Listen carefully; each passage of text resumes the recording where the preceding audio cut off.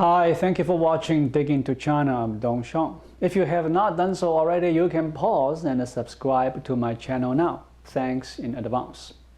According to the military news agency affiliated to the Taiwanese Defense Ministry, last week, the 66th Marine Brigade joined the Air Force and Army units in a series of drills at the Joint Operations Training Base Command in Pingtuan, southern Taiwan. The 66th Marine Brigade has a unit to guard Taipei, the island's capital. They practiced firing the portable missiles dubbed tank killers, which have been used recently by Ukraine to destroy a number of invading Russian armored vehicles. Be more specifically, they used US-made Javelin missiles in training to test their effectiveness in helping to deter potential attacks from mainland China. During the training, the Air Force's F-16 fighter jets used decoy flares to counter the heat-seeking missiles. Also used in the drills were howitzers, mortars, tanks, amphibious assault vehicles, and US-made attack helicopters, the agency said. The brigade successfully destroyed the decoy tanks in day and night drills. The US-made Javelin missile has been in use since 1996. It is a portable anti-tank missile system. Its warhead is able to defeat modern tanks by hitting them from above, where their armor is the most vulnerable. The Javelin can also be used to attack buildings, helicopters, and targets beneath obstructions or that are too close to attempt an overhead strike. It has a range of 2.5 kilometers or 1.5 miles and can reach a peak altitude of 150 meters or 500 feet in top attack model or 60 meters equivalent of 200 feet in direct fire mode. It is equipped with a heat seeker. The type being used by the Taiwanese military is the third generation model of the Javelin, according to a brigade officer. That was the first generation to be designed with the two assault modes of direct and overhead. Taiwan's armed forces have about 1,000 such missiles for use in the Army and the Marine Corps. It has bought 400 more of them from the United States, and these are expected to be delivered in batches beginning this year.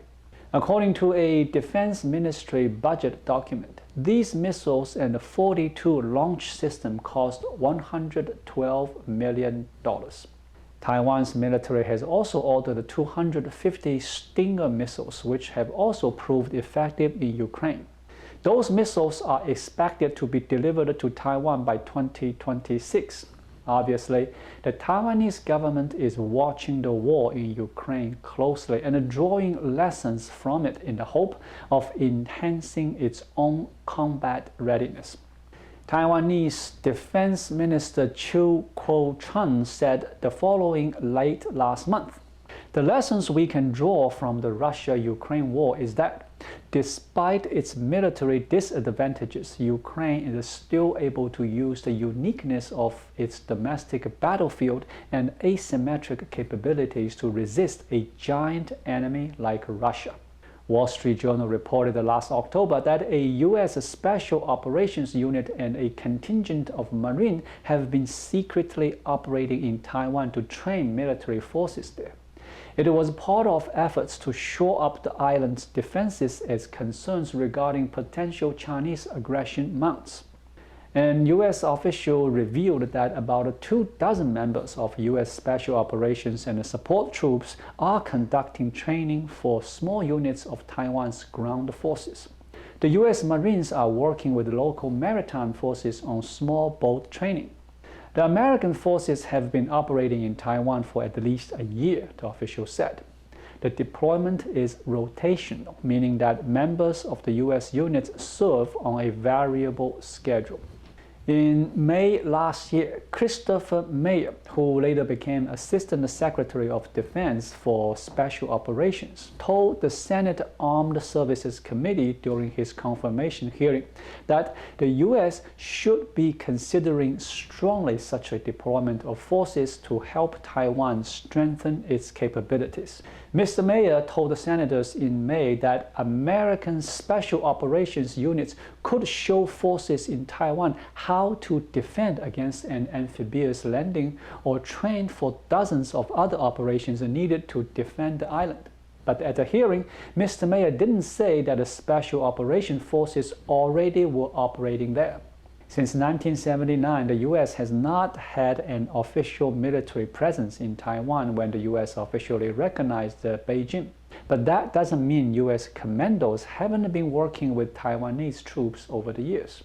Although training rotations are usually not disclosed, American commandos have deployed to the region before to conduct foreign internal defense, or the training of allied or partner conventional and special operations forces, including Taiwan's. When people think of Special Operations Unit, they think of door kickers who can perform the toughest operations under the most arduous conditions. Those units do that. But they have also mastered many other mission sets that are valuable in peacetime, competition, and during war. Foreign internal defense is one of them, and the U.S. Army's Special Forces Regiment has unparalleled expertise. Foreign internal defense is the bread and butter of Green Berets. During such overseas rotations, Green Berets teams work with and train their local counterparts, using their cultural knowledge and language capabilities to build a rapport with their counterparts and ensure a smoother training experience.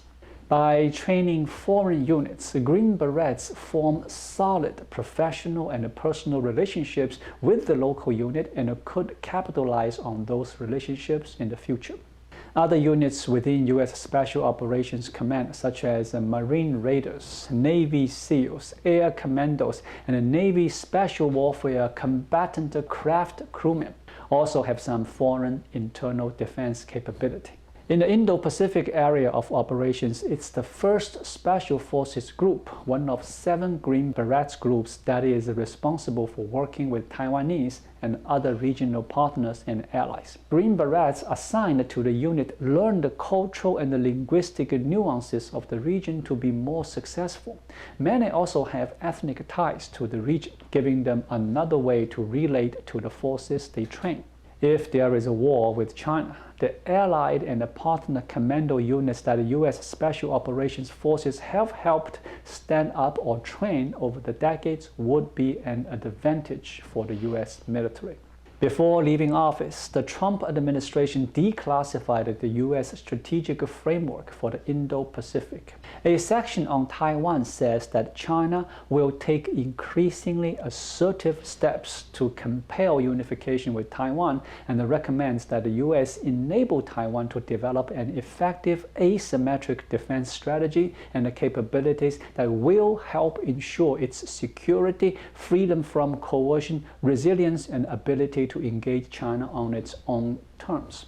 The strategy also calls for a combat credible U.S. military presence to prevent Chinese dominance in the area that includes Taiwan. The document hasn't been supplanted by a new Biden administration strategy, nor is it technically being implemented. Biden administration officials have acknowledged that there are areas of continuity between the two administrations on China policies.